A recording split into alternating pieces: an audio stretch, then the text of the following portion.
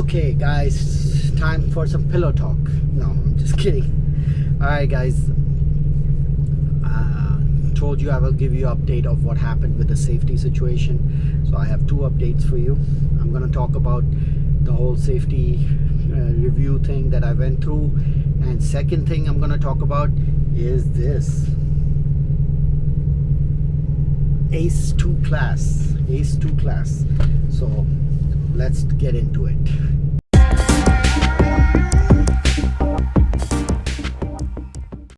Okay, so like I told you in my other video that as soon as I came back from home time, I got a call from my fleet manager saying that because of some critical events and some situation because of the incident with my truck, I have to come in for a safety evaluation or something. So I said okay. So they sent me out for a load to Pennsylvania, New York and somewhere, and then I got a load coming down to Mechanicsburg, and then I was about 100 or 20 miles away from Pittston, and I checked with my fleet manager and said, hey, just deadhead back to the terminal because you have that meeting on Monday.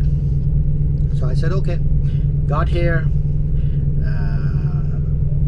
early in the morning, walk into the meeting. There wasn't a meeting, there was a safety class video that I had to attend. So I watched 3 specific safety videos. One of them was new, the other 2 I have watched before. So I had to attend that. Once I attended that, I had one other person from the safety department come and meet with me, and he explained to me something like I am one of the 300 most dangerous driver, or maybe most potential driver who would have an accident or something like that. I don't know, something about 300, top 300, one of them is me. Why? Because I had 2 incidences because of the clipping the truck, as I said in the other video, in my money video where I showed that I had to pay $500 each deductible because of those 2 things. And I had 6 different safety critical thing or something. It's whenever you have a little more warning thing. If, like, let's say if you're making a turn a little bit too sharp, it sends a message to Prime saying, hey, the truck was making too much of a sharp turn. Or if it's braking really hard, it sends a message saying, hey, something happened that he had to brake really hard. So I had 6 of those in a 6-month period. So if you have more than 6 of those in a 6-month period, then they call you in, and I had 6. So 2 of them I knew what was going on. Like I said, one was because I pulled over when I had to pee, and when I pulled over, my truck was not straight, it was a little bit slanted on one side. So I got a message on Qualcomm saying critical event. And then another time was when I was driving in the nighttime. I thought there was nothing on the road, but when I got close to it, I saw it was a piece of tire, a big piece of tire. I couldn't go over it, and if I had gone over it, it would have damaged the truck. So at that time, in the nighttime, there was literally nobody else on the road. I was by myself. So within a short period of time, I checked both of my sides. There was nobody around me, so I avoided that debris on the road. And because I avoided it at 50 or 60 miles an hour, it sent alert to Prime. So those are the 2 things I remembered. The other 4, I don't know when. They said it happened during my TNT or something like that, or at a different time, so they didn't even cover that. But those are the 2 I remembered. So he said that those are the 2 reasons that I got called in. So after that meeting with the gentleman, he said go to the simulator. So I went to the simulator room, and I had to run 3 different simulation scenarios in which they were testing me if I'm like distracted while I'm driving, or what would I do if all of a sudden there's no car on the side. 3 different scenarios you had to drive in the simulator. So which I did, which was fine. I passed all 3 of those. And then that wasn't the end of it, guys. After all of this stuff, then they told me 2 o'clock in the afternoon, take your truck to the pad, and then there'll be a instructor who who's gonna go sit with you in the truck, and he's gonna drive with you and test you again to make sure that you know what you're doing.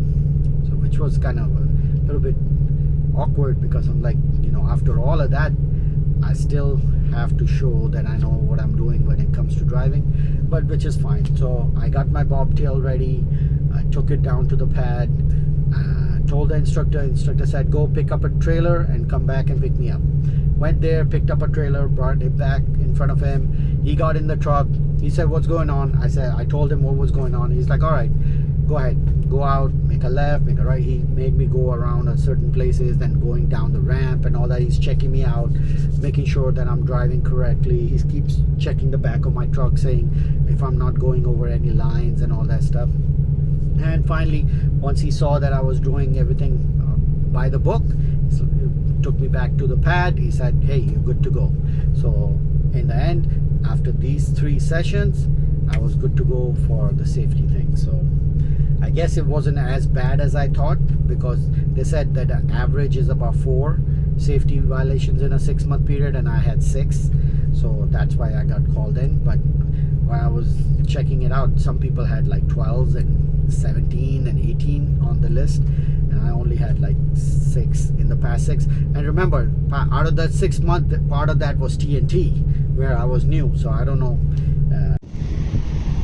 So since I'm taking the safety meeting, I just thought I share this with you, that we might think, truck drivers with big trucks out there, that we are the big dogs on the highways, and the little cars, they don't matter. But when things go bad, they go bad in a big way. So this is just a reminder. Some of these trucks are here after an accident, and you can see their conditions. Some of them are just waiting for repair, like this looks a brand new one.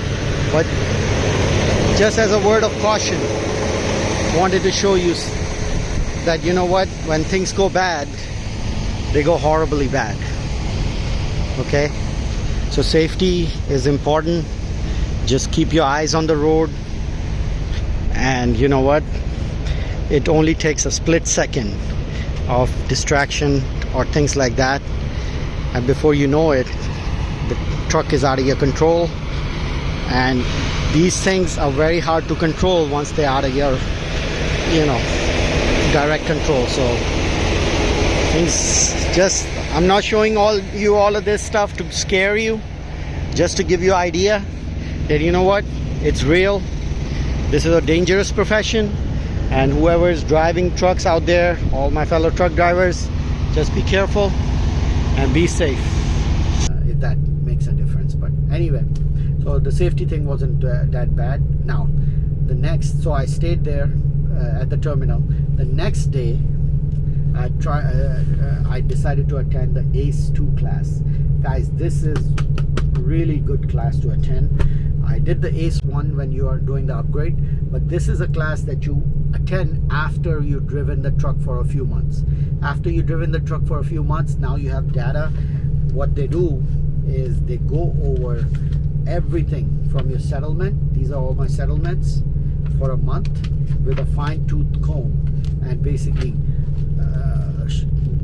show you exactly what your truck was doing, how much revenue you made, what were all the things that were written on it, what do they all mean, how to interpret the thing, and how to make your business more efficient and run the truck more efficiently, and give a lot of background information about like how the loads are distributed, why certain loads pay more, certain loads pay less.